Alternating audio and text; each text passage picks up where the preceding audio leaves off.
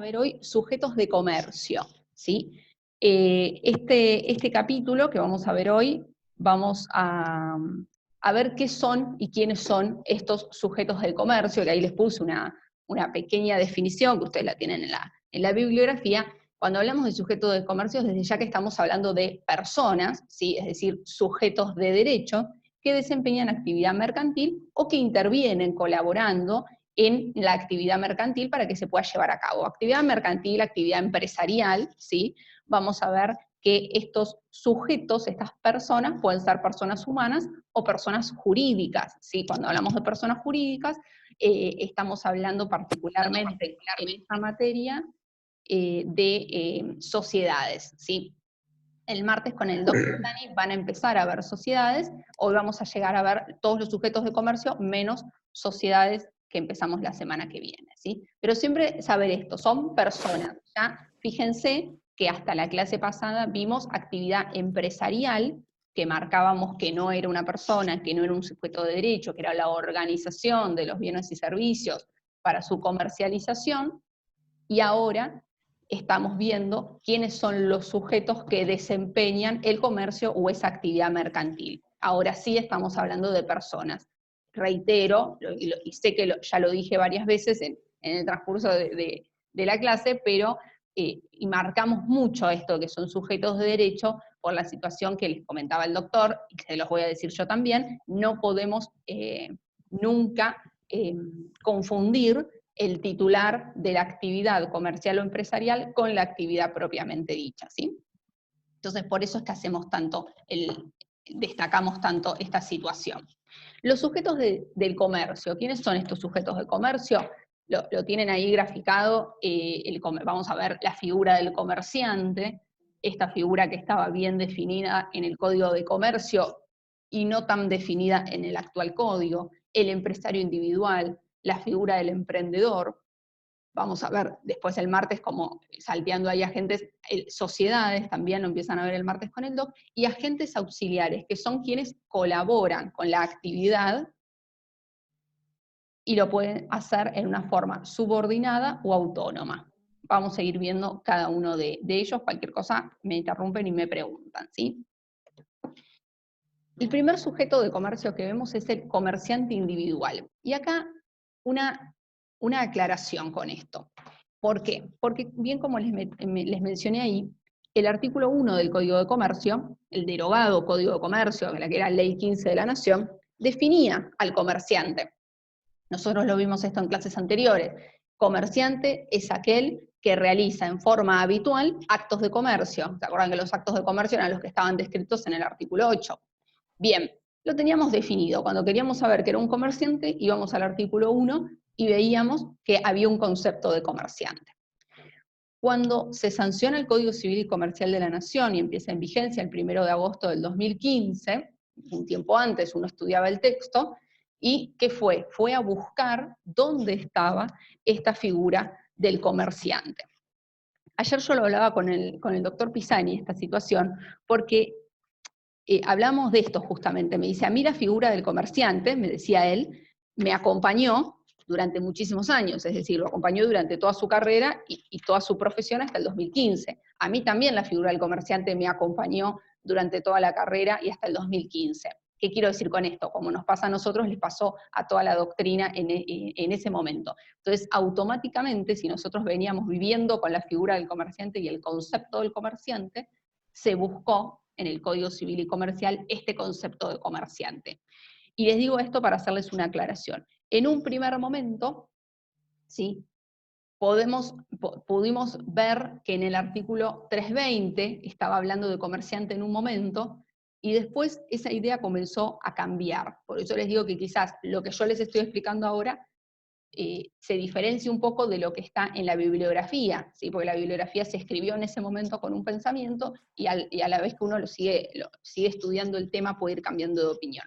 Más allá de esto, por supuesto no vamos a preguntar qué es un comerciante individual, porque como les digo, es algo que todavía no lo pudo resolver la doctrina, qué es hoy un comerciante individual, con lo cual es para que sepan que existe esta discusión y también obviamente invitarlos a pensarla a ustedes y tratar de encontrarle la solución. Como les pongo ahí, no da un concepto. En el 1093, que habla del Código Civil y Comercial de la Nación, que habla de la relación de consumo, y de un lado pone al consumidor y del otro al proveedor, y como proveedor menciona una persona física, bueno, se podría decir que esa persona física que actúa profesional o ocasionalmente, y que tiene por objeto esto de transmitirle al otro para el consumo, podemos ahí encontrar la figura del comerciante individual, ¿sí? Que iba a agregar algo, pero no quiero confundir, ¿sí? Y en el 920, del 320, perdón, el 320 que lo tienen mencionado en las próximas pantallas y lo vamos a mencionar muchas veces. ¿Por qué? Porque encontramos en el 320 qué sujetos están obligados y qué sujetos no están obligados o tienen la opción de llevar contabilidad. Y en este artículo es donde los comercialistas encuentran esta situación de, bueno, acá diferencia, hay un sistema diferenciado para personas específicas, que podría ser lo que antes veníamos diciendo que era el derecho comercial, ¿sí? Esta situación de dónde está el derecho comercial hoy. El 320, le leo la primera parte, dice, están obligados a llevar contabilidad, ahora vamos a ver qué es esto de la contabilidad, todas las personas jurídicas privadas, ahí no tenemos dudas, las sociedades, ¿sí? Lo que ven el martes, y quienes realizan una actividad económica organizada o son titulares de una empresa, establecimiento, y sigue el artículo. Fíjense que por un lado dice quienes son titulares de una actividad organizada, económica organizada, y por otro lado dice o quienes son titulares de empresa, con lo cual parecería, ¿sí? A veces las redacciones de las normas no son muy felices, pero parecería que quiere decir que son dos cosas diferentes, como parecería que la actividad económica organizada es algo un poquitito antes que la empresa, y ahí hay quienes dicen que ubican al comerciante individual, ese que realiza una actividad económica organizada, y por lo tanto tendría obligación de llevar contabilidad. Más allá de eso, el artículo sigue, y al final dice que de acuerdo a la actividad, ¿sí? Cuando la actividad no represente demasiada, no sea de mucha envergadura, se puede exceptuar, la legislación local puede exceptuar a ciertas personas de llevar libros. Pensemos, por ejemplo, en el señor que vende flores en la esquina, ¿sí? En la esquina en una avenida, que tiene su puesto de flores y vende flores. A mí no me queda duda que es un comerciante, ¿sí? Porque él compra las flores y las vende, les agrega un valor, ¿sí? Les agrega un precio mayor por las cuales la adquirió, posiblemente, así tiene una ganancia, y las vende. Y además al que se los vende es para consumo personal, porque voy y lo compro yo para poner en mi estudio, para consumo personal. Entonces entraría en el 1093. Pero es posible que la legislación a esa persona le exija llevar contabilidad en los términos comerciales, en los términos del Código Civil y Comercial. Quizás es una actividad que no tiene la envergadura suficiente para requerirle a esa persona que lleve contabilidad, que eso es lo que estaba pasando en la realidad. Ahora vamos a ver el Estatuto del Comerciante y vamos a hacer el paralelismo, Código de Comercio y Código Actual, y vamos a ver que el Código Actual parece recepcionar esa situación de que había un montón de actividades que, si bien eran comerciales, como eran pequeñas en su actividad, en su actividad propia, no llevaban contabilidad. Bueno, seguimos, entonces sepamos, 1093 habla de esta persona física y quienes lo ubican como el comerciante, y el 320, que lo vamos a repetir varias veces en la clase, habla en un momento de quién es titular de una actividad económica organizada, pero también habla de que podemos exceptuar, ¿sí?, a algunas personas de llevar estos rúbricos. Cuando resulta, acá encontré la frase que les quería leer, cuando resulta inconveniente sujetar a tales deberes, cuando sea un inconveniente realmente en la actividad relacionado por cuál es el tamaño de esa actividad que lleva. Sí, bien. Acá me preguntan si todo proveedor es el comerciante, es una buena pregunta, y voy a decir no. ¿Por qué? Porque podemos tener un proveedor que sea una sociedad anónima. Entonces ahí vamos a estar frente a otro sujeto de derecho. Acuérdense que desde el sistema objetivo pasamos a un sistema subjetivo de este código comercial. Este Código Civil y Comercial tiene un sistema subjetivo protectorio del consumo. Nos pide todo el tiempo que veamos al sujeto, y si vemos al sujeto tenemos que ver cada caso concreto, ¿sí? Con quién estoy contratando para saber con qué sujeto del comercio estoy contratando, ¿sí? Bien. Profesora, buen día. Buen día. ¿Estos dos artículos son del Código Nuevo? Sí, del Código Nuevo. 1093 Gracias. y 320, Código Civil y Comercial, sí. Bien, del Código Viejo el que mencioné hasta ahora era el 1, donde tenían el concepto de comerciante. Y sí, acá me dicen que el sistema protectorio del consumo exceptúa a abogados, contadores y profesores liberales. Exacto, sí. Eso sí.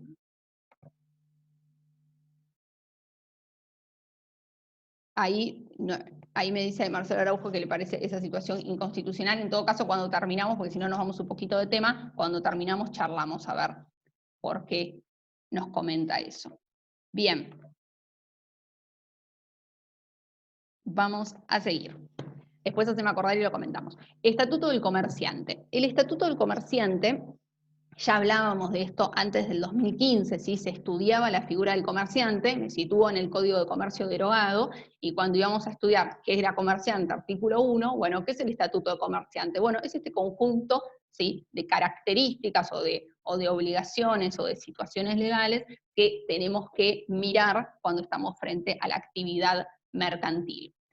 La primera era, bueno, ¿qué capacidad legal tiene que tener para ejercer el comercio? ¿Qué es lo que se requería? Se requería ser mayor de edad o tener una autorización expresa de sus padres para ejercer el comercio y tener la libre administración de sus bienes. Hoy esto sigue siendo igual. Recuerden sí que la mayoría de edad se adquiere a los 18 años. Hace unos años, hace bastantes años se adquiría a los 21, y a los 18 teníamos la posibilidad de emanciparnos y empezábamos a votar.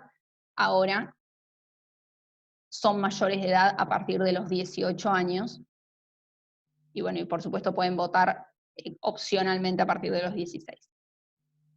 ¿Sí? Pero a partir de los 18 ya es mayor de edad, por lo tanto adquiere plena capacidad para ejercer el comercio. Otro punto que se veía, que ahora lo vemos en profundidad, son las obligaciones comunes. ¿Qué obligaciones tenían estos comerciantes? Y acá cuando hablamos de obligaciones de los comerciantes, vamos a estar hablando, tanto en el antiguo código como en el actual, de las obligaciones que tienen justamente a nivel comercial. Cuando uno va a desempeñarse en una actividad, sea cual sea, va a tener diferentes obligaciones. Va a tener, si es comerciante, obligaciones comerciales.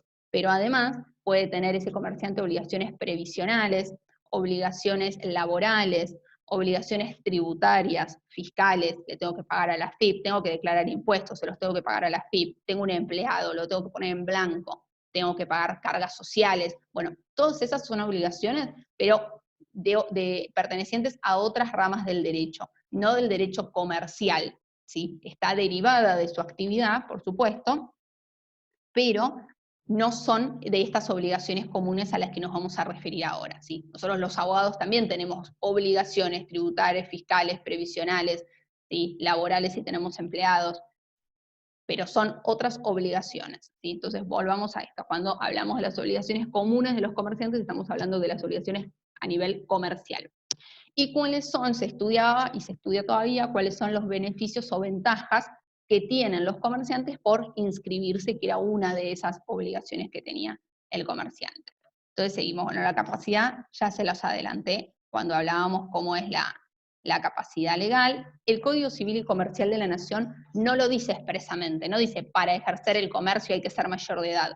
Por eso ahí nosotros aplicamos las pautas generales. Y para el Código Civil y Comercial de la Nación somos mayores de edad a los 18 años y no dice nada respecto de ejercer el comercio, entonces se entiende que al adquirir la mayoría de edad adquirimos esa capacidad.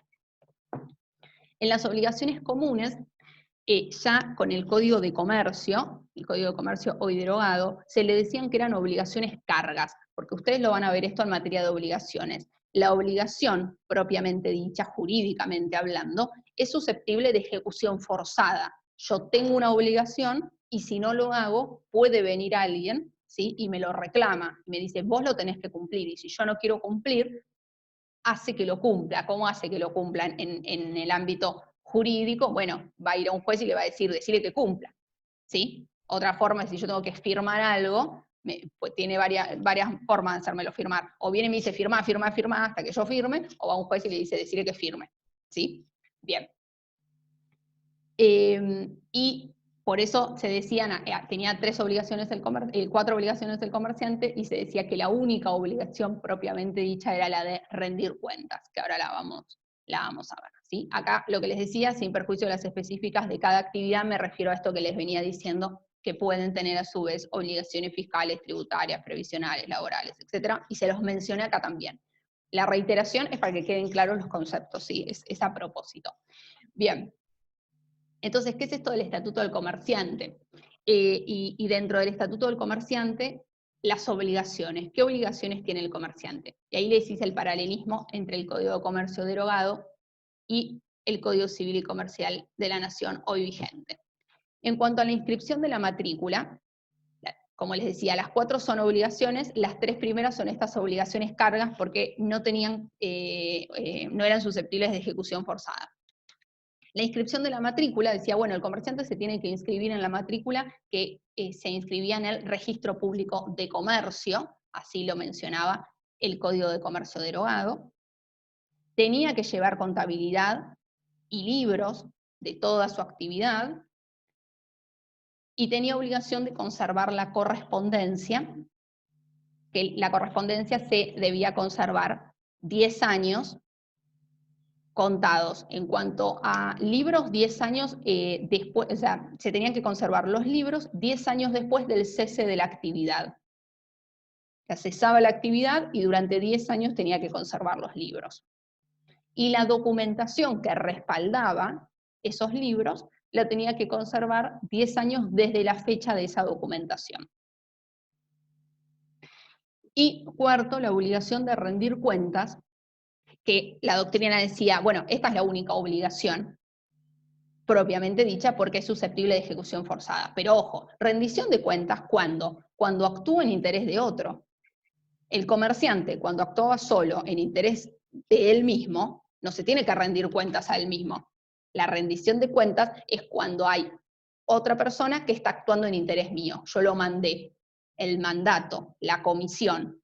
Te encomiendo que hagas algo, ahora vení y rendime cuentas. Si no me quería rendir cuentas, tenía yo forma de ejecutar esa obligación. Por eso se decía que era la única obligación propiamente dicha que tenían, pero también se criticaba la redacción porque decía, bueno, pero no es una obligación de todos los comerciantes, es una obligación siempre y cuando haya actuado en mandato o en comisión. Solo en esa forma, en esa situación tenemos obligación de rendir cuentas. En el Código Civil y Comercial actual, ¿sí?, tenemos este 320 que yo les mencionaba, que dice están obligados a llevar contabilidad todas las personas jurídicas. Esto de entender, bueno, si le entendemos que el comerciante es el que está a cargo de una actividad económica organizada, o entendemos que podemos entender también que puede estar exceptuado por esta última parte del artículo que yo les leía. Pero si fuese que entendemos que está obligado a llevar libros, se tiene que inscribir también. Ahora se llama registro público, ya no se llama más registro público de comercio. ¿Qué pasa si no se inscribe? No va a poder llevar libros, ¿sí? ¿Qué pasa si no lleva libros? Si entendemos que es obligatorio, por supuesto va a estar incumpliendo con esta carga. Pero el llevar libros, lo que le va a posibilitar, al igual que pasaba en el Código derogado, llevar libros lo que le posibilitaba es que esos libros los podía presentar en juicio como prueba. Los libros, no tengo ninguno acá. Profe, Sí, profe, sí. una pregunta acá, Jairo. Cuando se refiere a los libros, ¿no tiene que ver con el tema de llevar los balances, un libro diario y esas Ahí va, cosas? O sea, ahí va eso. Sí, iba eso. Pasa que miré a ver si tenía alguno en la biblioteca para mostrárselos, para exhibirlos, ¿sí? Pero no. El libro, por lo general, imagínense, y después si no yo les paso alguna foto, algo, suele ser o tapa dura o tapa blanca, pero ustedes quizás los vieron en algún lado, en alguna librería comercial, tamaño oficio, ¿sí? Y la tapa es bordó, por lo general, para graficar, ¿sí? Y el libro es un cuaderno, o sea, está encuadernado, las hojas vienen encuadernadas y tienen cantidad de fojas, pueden tener 100, 200 fojas, 400, depende de qué sea. Y se refiere a estos libros que bien mencionaba recién Jairo. Lo que dice el código es, estás obligado a llevar libro diario y libro de inventario y balance. ¿Sí? Entonces, ¿quedó claro que es un libro físicamente? Un cuaderno que compro en una librería comercial y le digo, dame un libro diario y dame un libro de inventario y balance. ¿Y qué hago con ese libro? ¿Lo empiezo a completar? No. Lo llevo al registro público y le digo, rubricámelo, inscribilo, porque el registro público tiene, ¿sí? Estoy hablando actualidad, antes era igual, tiene el registro de qué libro cada persona jurídica o persona física que lo lleve, qué libros tiene. Cuando se me termina el libro diario, ahora explico qué es cada uno, cuando se me termina, ¿qué hago? Compro otro, lo llevo de vuelta al registro y digo, rubricámelo, pero ya me lo va a rubricar como libro diario número 2, ¿sí? Y todos quienes consulten van a saber que tenemos 2 libros diarios rubricados. Y la fecha, si yo lo rubrico con fecha de hoy, ¿sí? Los asientos, todo lo que yo vaya escribiendo, se va a entender que lo escribí después de hoy, o a partir de hoy, ¿sí? Porque la fecha de rúbrica que le pone el registro público es hoy. Entonces no voy a poder quizás escribir algo del año pasado, porque el año pasado no lo tenía el libro, salvo que haga algún tipo de salvado. Estos libros, fíjense que a partir del 330 en adelante, tienen explicado cómo se tienen que llevar estos libros a nivel general, más allá de que después cuando veamos, por ejemplo, sociedades comerciales, a las sociedades comerciales se les exige que también tengan otros libros, por ejemplo, el libro de actas. Pero a partir del 330 tienen mencionado que estos libros no se pueden borrar, no se puede tachar, no se puede raspar lo que dice. Si nosotros nos damos cuenta que nos equivocamos, tenemos que hacer otro asiento y explicar que nos equivocamos y rectificar esa situación.